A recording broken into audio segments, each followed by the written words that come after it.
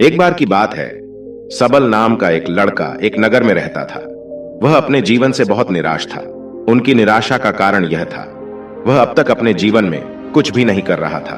उसके माता पिता उसे ताने मारते थे कि आपके सभी मित्र कुछ न कुछ कर रहे हैं, लेकिन आप अभी भी घर बैठे हैं। दोस्तों के बीच भी अक्सर उनका मजाक उड़ाया जाता था। वह कहीं जाता तो लोग उससे पूछते थे कि आप क्या कर रहे हैं। उसे यह बताने में भी शर्म आ रही थी। वह कुछ नहीं कर रहा है।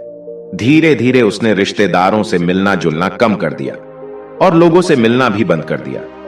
वह ज्यादातर समय घर पर ही रहता। वह अकेला रहता और भगवान को कोसता रहता और अपनी किस्मत को दोष देता। अब उसे अपना जीवन बोझ लगने लगा था। कभी कभी वह सोचता कि कब वह कुछ करने के योग्य बनेगा, और फिर वह सोचता कि जिंदा रहने से अच्छा मर जाना ठीक है। एक दिन वह अपने नगर की एक गली से गुजर रहा था। तभी उसने देखा कि एक गुरु दुख और परेशानियों पर उपदेश दे रहे हैं। वह भी उसी भीड़ में सबसे पीछे बैठ गया और गुरु के प्रवचन सुनने लगा। गुरु कह रहे थे कि दुख एक शिक्षक की तरह है जो हमें जीवन की सच्चाई दिखाता है और हमें जीने का सही तरीका सिखाता है। आप चाहे तो जिंदगी जीना भी सीख सकते हैं। आप चाहो तो कुछ भी हासिल कर सकते हो, और अगर चाहो तो एक कोने में बैठकर रो सकते हो। इन सभी बातों को सबल ध्यान से सुन रहा था, लेकिन उपदेश की यह बातें पसंद नहीं आई। उसने खड़े होकर कहा कि कुछ भी सिखाने से दुख दूर नहीं होता, इसमें केवल दर्द होता है। दुख की पीड़ा अनंत है। ऐसा लगता है कि इसके बाद कुछ होने वाला नहीं है। इससे कुछ भी फर्क नहीं पड़ता है। इसके सामने तो मौत भी छोटी लगती है। तब गुरु ने कहा, वत्स, तुम्हारा दुख क्या है? सबल ने उनके सामने अपनी सारी व्यथा सुनाई और गुरु से पूछा कि मेरे इन दुखों का कोई उपाय है तुम्हारे पास? यह सुनकर गुरु मुस्कुराए और बोले, तुम उस दिन मेरे पास आना जब आपके जीवन में वास्तविक दुख आए। मैं आपकी समस्या का समाधान अवश्य करूंगा। यह कहकर गुरु वहां से चले गए। सबल ने सोचा, क्या यह मेरा दुख नहीं है तो क्या है? मैं जिस दर्द से गुजर रहा हूं वह असली दुख नहीं है क्या? मेरा दुख कोई नहीं समझ सकता। जब मां बाप नहीं समझते तो भला गुरु क्या समझेंगे? उस दुखों से व्यथित होकर सबल ने एक फैसला लिया कि अब वह कुछ करेगा।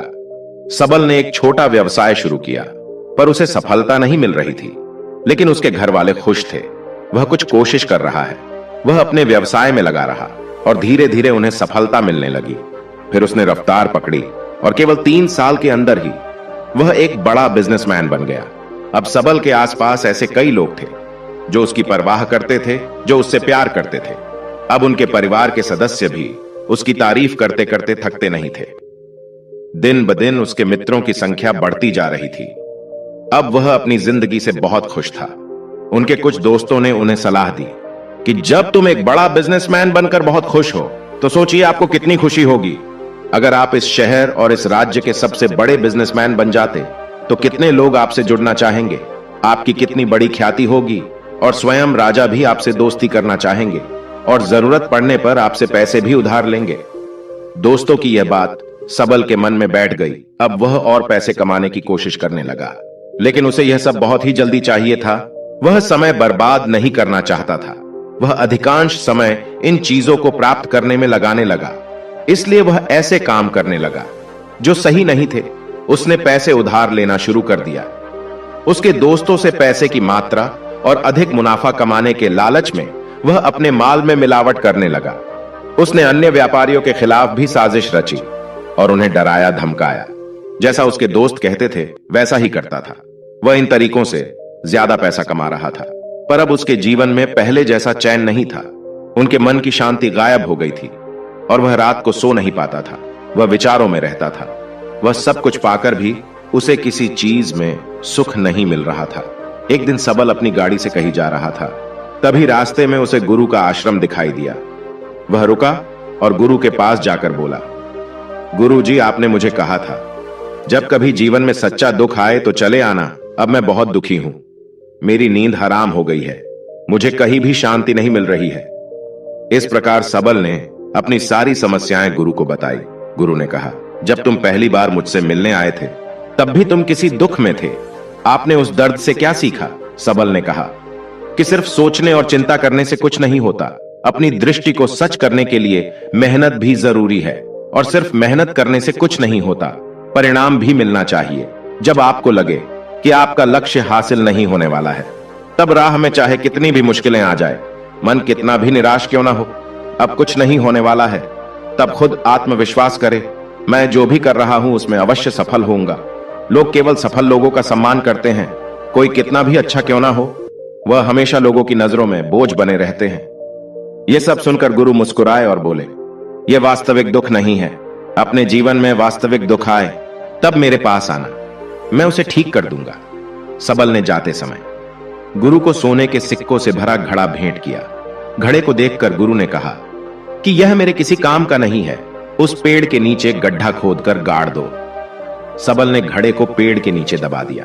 जैसा कि गुरु ने बताया उसने वैसा ही किया और वहां से चला गया। कुछ दिनों से कारोबार ठीक चल रहा था, लेकिन व्यापार के गलत तरीके के कारण धीरे धीरे उसे व्यापार में घाटा होने लगा। उसकी सारी दौलत धीरे धीरे खत्म होने लगी और एक दिन ऐसा भी आया जब उसके पास कुछ भी नहीं बचा और उस पर कर्ज का बोझ चढ़ गया था। परंतु वह निश्चिंत था, क्योंकि उसने अपना सारा कर्ज अपने दोस्तों से लिया था। उसने सोचा था कि उसके दोस्त बुरे वक्त में उनके साथ खड़े रहेंगे, लेकिन ऐसा कुछ नहीं हुआ। जैसे ही बुरा वक्त आया, दोस्त पहले उससे कर्ज मांगने लगे। अगर उसने कर्ज नहीं लौटाया तो उन्होंने उसे जान से मारने की धमकी भी दी। उनके सभी शुभ चिंतक और प्रियजन उससे दूर हो गए। उसके दोस्त जो उसके साथ मस्ती किया करते थे, अब उससे दूर भाग रहे थे। उसका परिवार उसकी गलतियां और कमियां गिनने लगा। उसकी सारी संपत्ति नीलाम हो गई और उसके पास कुछ भी न बचा। जब उसने अपने पिता से मदद मांगी तो पिता ने कहा कि मेरे पास थोड़ी सी संपत्ति है, अगर मैं तुम्हें दे दूंगा तो मैं तुम्हारी मां को क्या कहूंगा। यह संपत्ति हमारा अंतिम सहारा है। सबल के मन में गहरा दुख छा गया। उसके आसपास कोई नहीं था उनके दुख को समझ सके। लोगों के इस विश्वासघात के कारण वह अंदर से टूट चुका था। वह सोचने लगा कि अब जीने का कोई मतलब नहीं है, अब मौत ही मेरा सहारा है।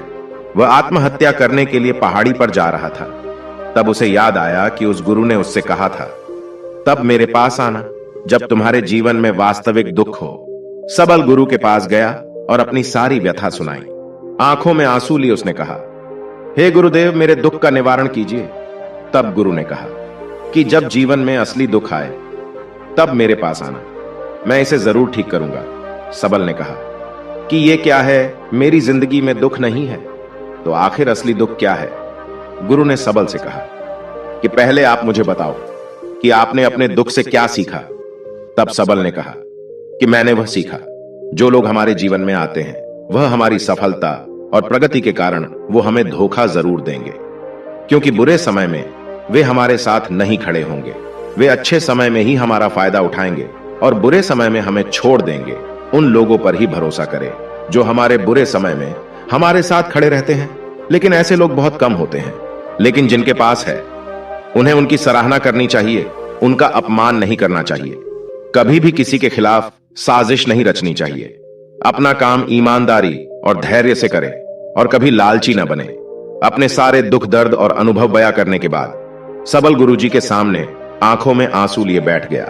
कुछ देर बाद गुरु उठे और पेड़ के नीचे गड्ढा खोदा और वो घड़ा निकाला जो सोने के सिक्कों से भरा हुआ था। उसने सबल को देकर कहा, मेरे पास तब आना जब तुम्हारे जीवन में वास्तविक दुख हो। सबल ने अपने गुरु को धन्यवाद दिया और उसे प्रणाम करके चला गया। उस पैसों से उसने एक छोटा सा व्यवसाय शुरू किया। अब वह छोटा व्यापारी बनकर भी खुश था। उसने पूरी लगन और ईमानदारी से कारोबार किया और जल्द ही वह अपने शहर का एक बड़ा व्यापारी बन गया। उसका जीवन सुख सुविधाओं से भरा हुआ था। लेकिन कोई कितना भी अच्छा क्यों ना हो, लेकिन जीवन में दुख आता है। तो सबल के जीवन में भी दुख आया। अपने माता पिता की मृत्यु हो गई। वे दोनों एक ही दिन मर गए। सबल अपने माता पिता से बहुत प्यार करता था, इसलिए उनके निधन से उन्हें गहरा सदमा लगा। अंतिम संस्कार किया गया। उसने अपने माता पिता का शव जलते हुए देखा तो उसका मन बेचैन हो उठा। उसके मन में कई सवाल उठने लगे। वह घर वापस आ गया। उसने अपने माता पिता के घर और संपत्ति को देखा, जिसके लिए उनके पिता हमेशा लड़ते रहे। आज वो खाली पड़ा है। जिन्होंने इसकी देखभाल की, इसके लिए लड़ने वाले इस दुनिया से चले गए। उसके पिता ने जो कुछ कमाया वह सब यही रह गया। एक दिन पहले तक उसके पिता मारपीट करते थे किसी के साथ उसकी संपत्ति के लिए। आज वो खुद इस दुनिया से चले गए। उसका मन ऐसे अनेक विचारों में भटक रहा था। वह अंदर से अकेला और डरा हुआ महसूस कर रहा था। वह खाली महसूस कर रहा था। उसे लगा कि कुछ तो है, परंतु वह समझ नहीं सका। इसलिए वह गुरु के पास गया। उसे देखकर गुरु ने कहा, क्या जीवन में कोई दुख है? सबल ने कहा, वैसे तो जीवन में कोई दुख नहीं है, सब कुछ अच्छा चल रहा है, लेकिन आज मेरे माता पिता का देहांत हो गया है। मैं इस घटना से बेहद दुखी और परेशान हूं। गुरु ने कहा, इसमें दुखी होने की क्या बात है? एक दिन सबको मरना है, मुझे भी मरना है, तुझे भी मरना है। शायद तुम कल ही मर जाओ या आज भी मर सकते हो। सबल ने कहा, क्या कह रहे हो गुरुजी? मैं भी मर जाऊंगा, लेकिन मैं अभी जवान हूं। गुरु ने कहा कि सभी जी रहे हैं इसी भ्रम में कि मृत्यु केवल बूढ़ों को आती है, लेकिन ऐसा नहीं है। जवान भी मर जाते हैं, बच्चे मर जाते हैं। मौत का उम्र से कोई लेना देना नहीं है, यह सभी को प्रभावित करता है। गुरु की ये बातें सबल के मन में बैठ गई और वह चुपचाप चला गया। लेकिन उसका मन अभी भी बेचैन था। वह खाली महसूस कर रहा था। वह सारा दिन अपने बारे में ही सोचता रहता कि वह कौन है, वह इस दुनिया में क्यों आया है, इस जीवन का लक्ष्य क्या है। ऐसे कई सवाल उसके दिमाग में लगातार उठ रहे थे, लेकिन उन्हें अपने किसी भी सवाल का जवाब नहीं मिल रहा था और उसका दुख दिन ब दिन बढ़ता ही जा रहा था। इसलिए कुछ दिन बाद वह फिर से गुरु के पास पहुंचा और बोला, हे स्वामी, मैं बहुत दुखी हूं, क्योंकि मैं यह नहीं जान पा रहा हूं कि मैं कौन हूं और मैं इस दुनिया में क्यों आया हूं। यह सुनकर गुरु मुस्कुराए और बोले, आज आपके जीवन में पहली बार सच्चा दुख उत्पन्न हुआ है। यह वास्तव में दुख कहलाने लायक है।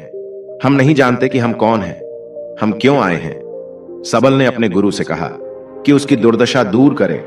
गुरु ने कहा कि हम सभी इंसान हैं, जीवन भर संग्रह करते रहते हैं। सबल ने कहा, कोई भी इंसान अपने साथ कुछ भी नहीं ले जा सकता, वह सिर्फ अकेला ही जाता है। मेरे माता पिता भी अपने साथ कुछ भी नहीं लेकर गए। धन संपत्ति वैभव सब कुछ यहां पर छोड़कर गए। गुरु ने कहा, अब मेरी बात ध्यान से सुनो। इस संसार में हमें जो संग्रह करना चाहिए वह हम नहीं करते, बल्कि चीजें हमारे सामने होती हैं, लेकिन हम उन्हें देखने की कोशिश नहीं करते। हमें इस दुनिया में जो कुछ भी इकट्ठा करना है वह हम खुद हैं। हमें खुद को जुटाना होगा, ताकि जब हम मरे तो हम एकजुट हो सके और खुद को पहचानने में सक्षम होने के लिए। हम अंदर बटे हुए हैं। हम प्यार, नफरत, गुस्सा, ईर्ष्या में बटे हुए हैं। क्रूरता, धन, स्थिति, प्रतिष्ठा, सम्मान, पहचान, धर्म, जाति, सैकड़ों हजारों ऐसी चीजों और इच्छाओं में हम विभाजित हैं और टुकड़ों में जीवन जी रहे हैं। इस विभाजन के कारण हमारी चेतना कभी एक नहीं हो सकती। हमारी चेतना व शक्ति बिखरी हुई है, इसलिए हमारे पास इतना समय नहीं है, इतनी ऊर्जा नहीं कि हम मुड़ सकते हैं और अपने भीतर देख सकते हैं। वास्तव में धन, सम्मान और सुविधाओं के अभाव को लोग दुख समझते हैं और जीवन भर के लिए इसे दुख कहकर रोते रहते हैं और समाधान खोजने का प्रयास करते रहते हैं। उन्हें अपना समाधान कभी नहीं मिलेगा, क्योंकि जिसे लोग दुख कहते हैं वह वास्तविक दुख नहीं है। यह सिर्फ एक आदमी की इच्छा है। उसकी इच्छा कभी पूरी नहीं होती, इसीलिए व्यक्ति को कभी उनके प्रश्नों का समाधान नहीं मिलता। इसलिए इन सब से परे यदि आप अपने दुखों का परम समाधान चाहते हैं तो सबसे पहले खुद को समेटना होगा। इस दुनिया से अपनी ऊर्जा वापस ले लो और इकट्ठा करो। अपने आप पर ध्यान केंद्रित करो, स्वयं पर ध्यान दो। अपने मृत्यु से पहले अपने आप को जानने की कोशिश करो। बिखरो मत, सबल ने कहा। गुरुजी, क्या हम इस संसार को छोड़ दें? हमारी सभी इच्छाओं को मार देना चाहिए। किसी से प्रेम नहीं करना चाहिए, धन संग्रह नहीं करना चाहिए, सम्मान की आशा छोड़ देनी चाहिए। गुरु ने कहा कि भावनाओं और इच्छाओं से ऐसे बिखरे हुए मनुष्य में से बाहर निकल आओ, जैसे कोई पत्थर पहाड़ से अलग होकर गिरे तो जिस पर पर्वत का कोई कंट्रोल नहीं होता सिवाय देखने या परेशान होना और कुछ खोना। ठीक वैसे ही बिखरे हुए मनुष्य की इच्छाएं बेकाबू और दर्दनाक है। उसका अनियंत्रित मन इच्छा करता रहता है और कल्पना करता रहता है और यह दुख देता है। लेकिन जब एक व्यक्ति अपने मन को एकत्र करता है तो वह जो कुछ भी करता है वह उसके नियंत्रण में होता है। फिर उसकी इच्छा से इच्छाएं भी उत्पन्न होती है। फिर सबल ने कहा कि आपने मेरे असली दुख का समाधान कर दिया। आपका बहुत बहुत धन्यवाद। अब से मैं खुद को समेटने और खुद को तलाशने की कोशिश करूंगा। गुरु ने कहा कि मानव शरीर में बहुत ऊर्जा और शक्ति है, लेकिन यह फालतू के कामों में बटा हुआ है, बेकार की बातों में लगा हुआ है।